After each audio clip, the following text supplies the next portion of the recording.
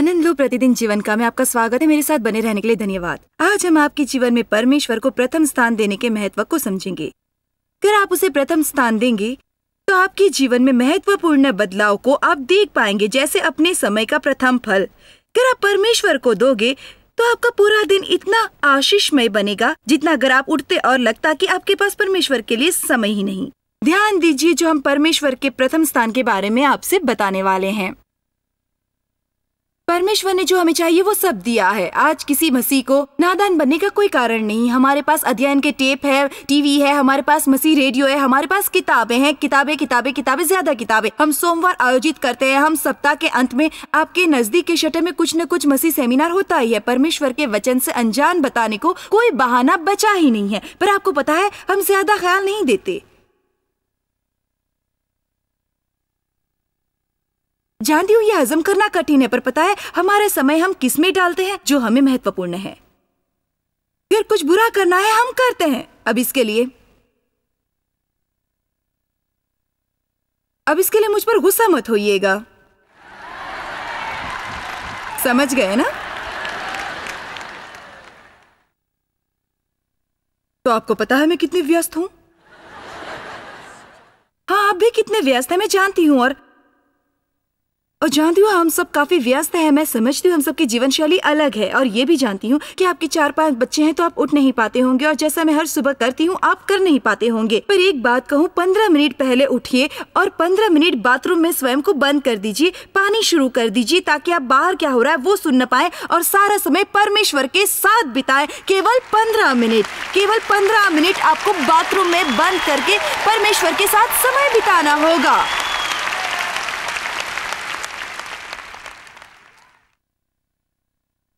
जो आपके लिए असंभव है वो करने के लिए परमेश्वर आपसे नहीं कहेगा।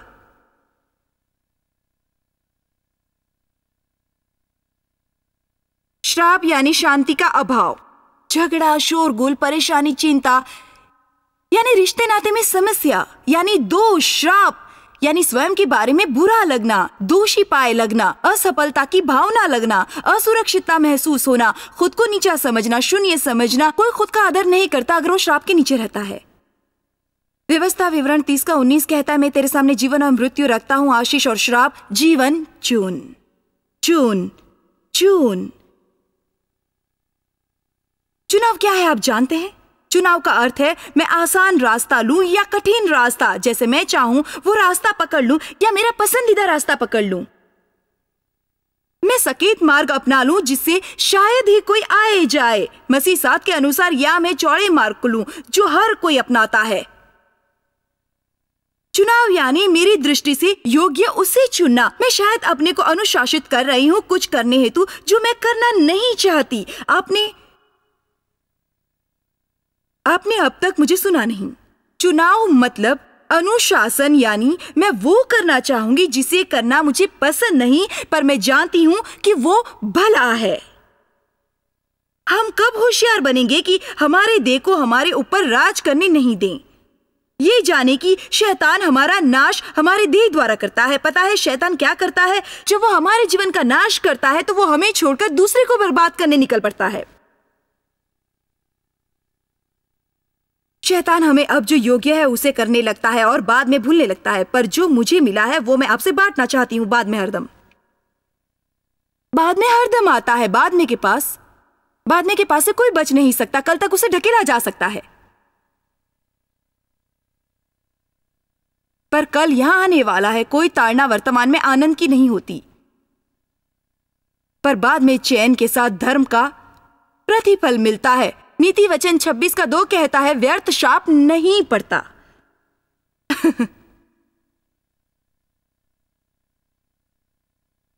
आप कहते 1 मिनट, यीशु ने हमें नियम शास्त्र के श्राप से छुड़ाया। उस श्राप के बारे में न बोले जॉयस। आज श्राप के आज हम श्राप के अधीन नहीं रहते, हम कृपाधीन हैं। आप बराबर हैं। कृपा पाप की वजह नहीं है, कृपा ये न करने की सामर्थ है। आपके पास कृपा है, बराबर, स्वयं को अनुशासित करने योग्य जो करने परमेश्वर से आपको कृपा मिली, जब आप जानते इस मार्ग से जाना है और आपको आपका दिल दूसरे मार्ग से जाने के लिए मजबूर करता है, आप ऐसी प्रार्थना करें, परमेश्वर सहायता कर, परमेश्वर सहायता कर, मुझे कृपा दे, योग्य दिशा चुनने, पवित्र आत्मा की सामर्थ्य दे, परमेश्वर सहायता कर कि इसे ना कहूं और इसे हाँ, मेरे देह के अनुसार न चलने में परमेश्वर तू मेरी सहायता कर।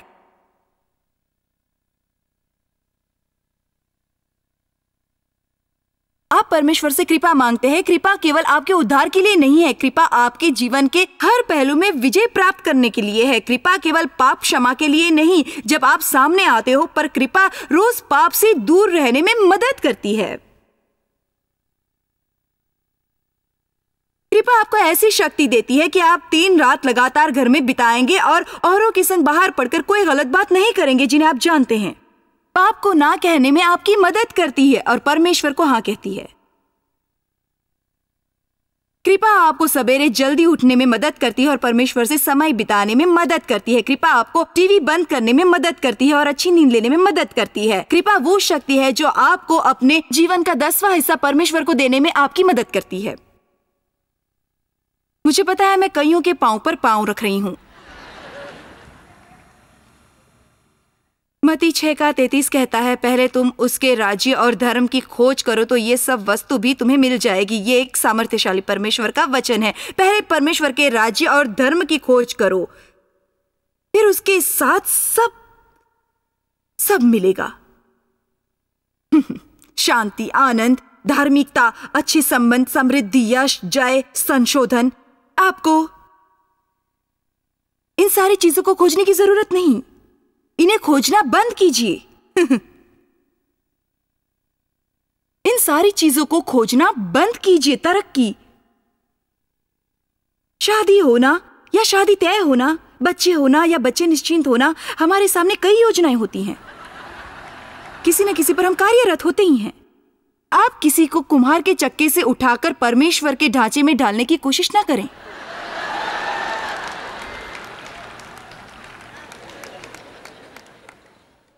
फिर वहां शहीद है अय्यूब जूनियर।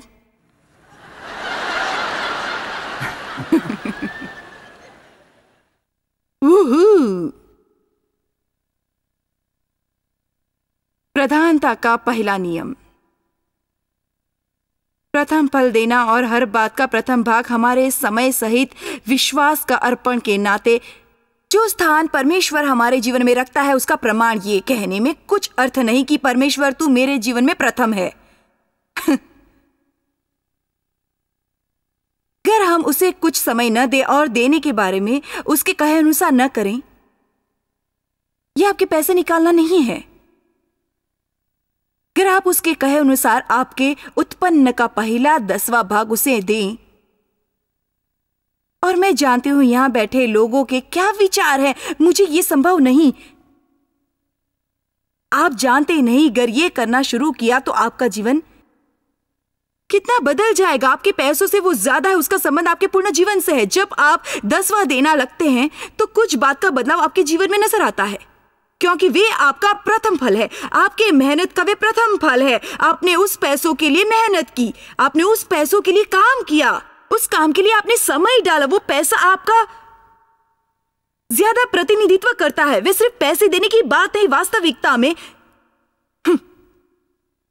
मैं आपको देती हूं। पता है मसीह लोग प्रभुवार को आराधना क्यों करते हैं? शनिवार हरदम सब्बात रहा और हम भी विश्वास किए सब्बात है और जानते हैं मसीह लोग प्रभुवार को आराधना क्यों करते हैं, क्योंकि प्रभुवार काम करने के सप्ताह का पहला दिन है। और प्रारंभिक मसीहों ने सोचा हम तो सिद्ध करेंगे कि परमेश्वर हमारे जीवन में प्रथम है। इसलिए प्रभुवार को जब हर कोई पैसा कमा रहा है, खुद की चिंता में जुड़ा है, हम सब इकट्ठे होकर आराधना और स्तुति और वचन का अध्ययन करेंगे। केवल परमेश्वर को प्रकट करने के लिए उस पर विश्वास है और उसे प्रथम रखते हैं। इसी तरह प्रभुवार को आराधना की शुरुआत हुई। आमीन। वो एक मुद्दा बना रहे थे, परमेश्वर तो प्रथम है। अगर आप परमेश्वर को हर बात का प्रथम दोगे, हर बात आशीषित होगी। अगर आप उसे प्रथमता नहीं दोगे तो हर बात श्रापित होगी। मैं इसे पढ़ती और मनन करती थी। मैंने उन लोगों से लिखी किताबों का अध्ययन किया जिन्हें पुराने नियम की इन विषय पर मुझसे ज्यादा जानकारी थी, पर मैं इस प्रथम देने के विषय में जो मैंने सीखा वे बताती हूँ। परमेश्वर ये नहीं कहता मुझे कुछ दो, वो कहता प्रथम फल। अगर उत्पत्ति में देखोगे लिखा है कैन ने अपने उपज का कुछ भाग लाया, हाबिल ने अपने झुंड के पहलौठे से भेंट लाया। परमेश्वर ने हाबिल की भेंट ग्रहण की, पर परमेश्वर ने कैन की भेंट ग्रहण नहीं की। कैन को हाबिल की ईर्ष्या हुई, जिस पर परमेश्वर का अनुग्रह था और आशीष था, उसकी हत्या की। लोग ऐसा ही करते हैं ना। ये व्यक्ति ठीक करता, ये व्यक्ति अच्छा नहीं करना चाहता, अब ये व्यक्ति ईर्ष्यालु हो जाता है, ठीक करता उसकी नफरत करने लगता है, और हर एक को ये मौका मिलता है। ये कुछ चुने हुओं को नहीं मिलता। परमेश्वर के सब अभिवचन जो कोई चाहता है, जो कोई को जो कुछ बाइबल कहती आप पाओगे।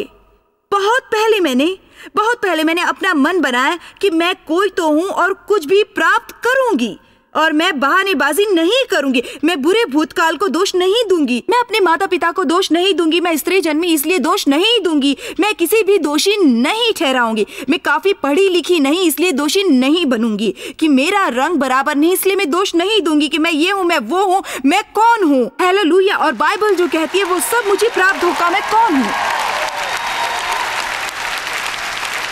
मैं कौन हूं, मैं कोई भी हूं। आप कौन हैं? आप कोई भी हो।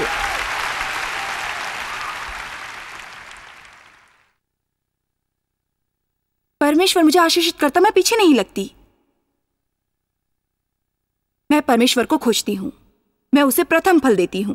ये करने मुझको अनुशासित बनना पड़ता है। अब ये समस्या नहीं, मुझे ये प्रिय है, अब मुझे उसकी आदत हुई है। मैं शुरुआत में, अगर आप शुरुआती हैं, मैं आपकी भावना जानती हूँ। आरंभ में 10 भाग देते मुझे याद है, मैं बहुत चिंतित थी जब परमेश्वर ने कहा अब तू अपने का 10वां क्यों नहीं देती, पर शेष का 10वां। हे प्रभु, अब वो साप्ताहिक $52 हुआ, क्या नहीं कर पाते हम। पर पहले सप्ताह हमने किया। हमारे घर के खर्च में काफी बदलाव आ गया। माहवारी गैस बिल में भी जैसे वे साल भर के लिए विभाजित करते, हम $52 ज्यादा देते थे, और एक सप्ताह में हमें $53 वापस मिले, और फिर हम महीने मिलने लगे। हाँ, वे $52 माहे ज्यादा थे, और परमेश्वर ने सारे एक सप्ताह में लौटा दिए। परमेश्वर आपका ऋणी नहीं रहता, वे आपका ऋणी नहीं रहता। आप परमेश्वर को आपको साबित करने का मौका क्यों नहीं देते? खुद की चिंता छोड़ दीजिए।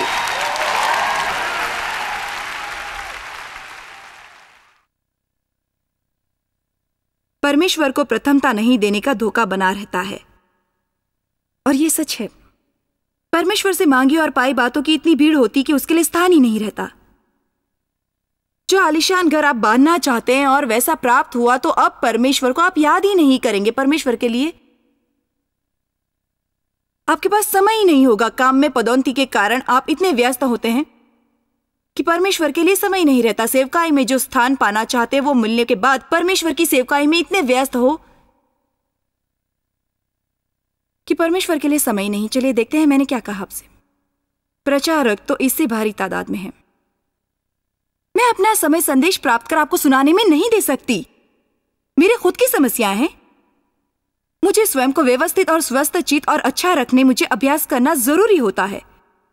अगर मैं अध्ययन ही न करूं और केवल परमेश्वर पर निर्भर रहूं तो मैं अच्छी नहीं हूं। वैसे मैं अच्छी नहीं हूं। मैं शीघ्र धर करती हूं। अच्छा कौन है मैं भूल गई। जैकिलिया हाइट। पर जो अच्छा नहीं वो बाहर आएगा। आमीन। जब मैं शुरुआत में हर सवेरे परमेश्वर संग समय बिताने लगी, अपने कमरे में जा और परमेश्वर संग समय बिताती, और मेरे बच्चे कुड़कुड़ाते कहते जरूरी है आप हर सवेरे उस रूम में जाएं, आप बाहर आकर हमें नाश्ता नहीं दे सकती। मैंने कहा मैं उस रूम में जाती हूँ, इससे तुम्हें खुशी होनी चाहिए। वास्तविकता में अगर आप बुद्धिमान होते आप कहते माँ तू अपने रूम में जा, क्योंकि घर में तुम्हारे पास आने के पहले इस रूम में न जाऊं आप सुखी नहीं हो पाओगे, कभी सुखी नहीं हो पाओगे।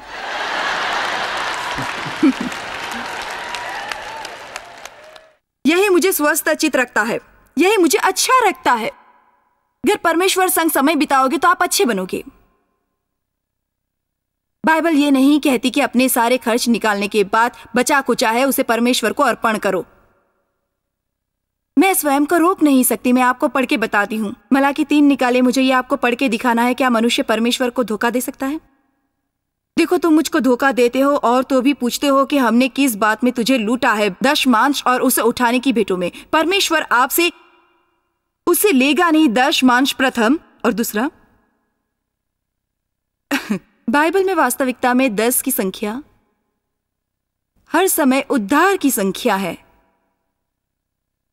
दशमांश यानी 10% इसहाक की पत्नी रिबेका के लिए 10 ऊंट दिए गए थे। यूसुफ ने 10 गधे और 10 गधियां अपने पिता इसराइल को अकाल के दौरान मिस्र देश में लाने भेजे। 10 इजराइलों को मिस्र से छुड़ाने 10 पीड़ाओं का इस्तेमाल हुआ। इजराइलों को आज्ञा पालन के लिए 10 आज्ञाएं दी गईं। 10% हमें आशीष निश्चित करता है और शाप को तोड़ता है, और दशमांश उद्धार के लिए है। आमीन। परमेश्वर मुझसे 10 गधे नहीं मांगता।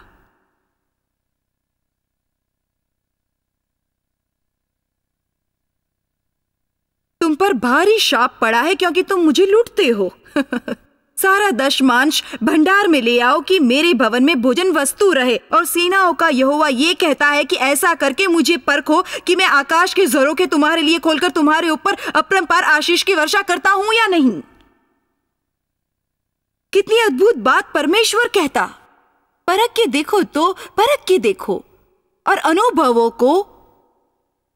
अनुभवो कि मैं आकाश के झरों को रवाल कर इतनी महान आशीषों की बौछार करूंगा कि आप उसे समा नहीं पाओगे।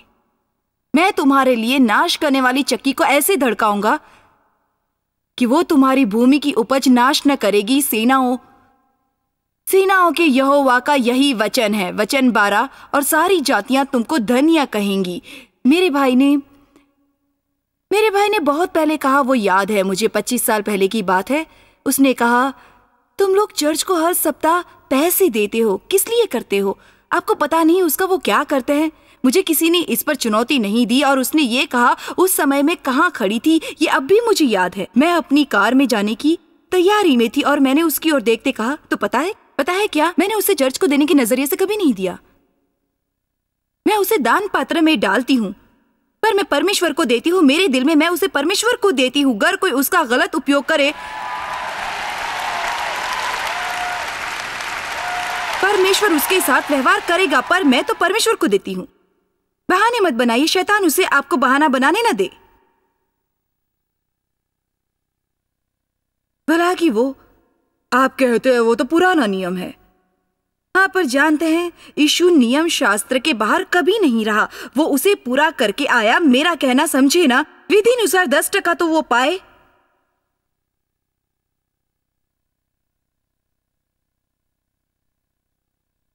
प्रथम फल का नियम। परमेश्वर को दिया हुआ कुछ भी गुम नहीं होता। परमेश्वर निर्माता है, उपभोक्ता नहीं। जब आप परमेश्वर की इच्छा अनुसार करते हो, आप खुद को ऐसे स्थान पर रखते हो कि आप वृद्धि के योग्य बने। आपका 10वां देने का आरंभ और प्रथम फल देना और परमेश्वर को अपने समय का भाग देना। बाइबल में ऐसा नहीं लिखा कि आपको ठीक आपके समय का 10वां भाग देना है, पर प्रथम फल का ये तत्व ही है। मैं जानती हूँ आप में से हर एक सवेरे उठकर परमेश्वर के साथ 2 घंटे बिता नहीं सकता। मेरे ऊपर ऐसा हमला हो रहा है, अगर मैं ऐसा नहीं करूंगा तो मैं जीवित नहीं रहूंगा। परमेश्वर ने मुझसे कहा, अगर तू मेरे साथ समय नहीं बिताएगी तो तू बच नहीं पाएगी, शैतान तुझे मार डालेगा। और परमेश्वर की इस बात पर मैंने विश्वास किया और मुझ में परमेश्वर के प्रति आदर युक्त भय छा गया और मैं अपना दिन परमेश्वर के आसपास बिताने लगी। परमेश्वर को मेरे दिन में खींचने नहीं लगी। मेरा कहना समझ रहे हैं ना आप? आपका काम परमेश्वर के आसपास होता है, आप अपने दिन में परमेश्वर को खींचते नहीं। प्रभु, मैं तुझे मेरे कार्य रुचि में लेना चाहती हूँ। प्रभु, मैं प्रार्थना पर काम कर रही हूँ, मैं बाइबल अध्ययन पर काम कर रही हूँ। ये गलत है। परमेश्वर को काम कराने की कोशिश न करो, आप उसे केंद्र में रखो और उसके इर्द गिर्द सब करो। जितना हो सके परमेश्वर को शीघ्र खोजिए, उसमें अर्थ होता है। और जैसे पहले बताया, हर एक की अलग जीवन शैली होती है। मैं जानती हूँ कि आप सबके समान नहीं कर सकते। मैं आपके लिए कोई नियम नहीं बनाना चाहती, पर कितने ऐसे हैं जो परमेश्वर के खोजी जल्दी बनेंगे। मेरे पास ऐसे बहुत से लोगों के नाम हैं जो जल्दी ही परमेश्वर के खोजी बने थे। मैं आपको उनके नाम गिनवा सकती हूँ: अब्राहम, इसहाक, याकूब, यहोशू, दाऊद, शमूएल, हन्ना और उसका परिवार। प्रभु, यीशु, पौलुस, वे शीघ्र उठते और परमेश्वर को खोजते। वे शीघ्र उठकर बाहर जाते और वेदी बांधते। शीघ्र उठकर आराधना करते। वे शीघ्र उठते और परमेश्वर को खोजने के लिए निकल पड़ते। वो रोज यही करते। जो मुझे शीघ्र उठकर खोजने का प्रयास करेगा, उसे मैं जरूर मिलूंगा। आमीन।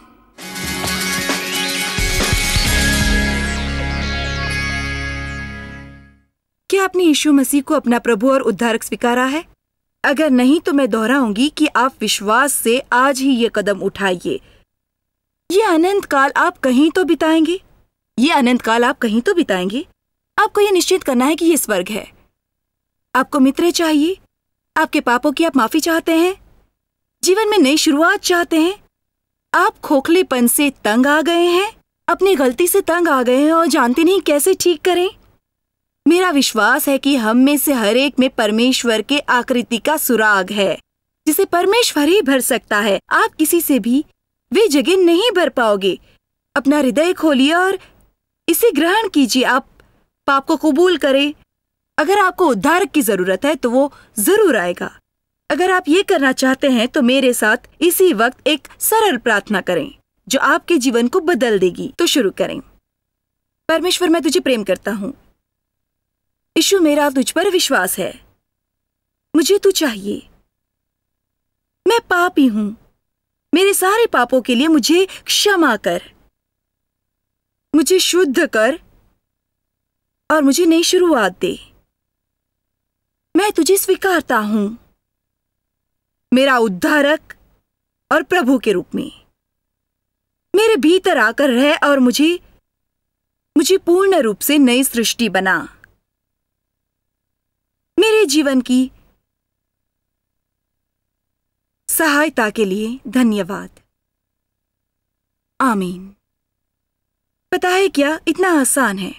आप सोचेंगे इससे क्या फर्क पड़ेगा। आप अपने जीवन में फर्क अनुभव करेंगे। अगर सच्चे मन से ये प्रार्थना की हो, आपके लिए ये नई शुरुआत होगी। और आपके हाथों में मेरी लिखी किताब देखना चाहती हूँ, जो मुझे यकीन है परमेश्वर के साथ के नए जीवन में उपयोगी रहेगी। आपके पर्दे पर एक फोन नंबर है। अगर कुछ समस्या हो या आप ये पुस्तिका प्राप्त करना चाहते हो, आपके सवाल के जवाब देकर हमें खुशी होगी। परमेश्वर के साथ नई शुरुआत में हमें मदद करने में खुशी होगी।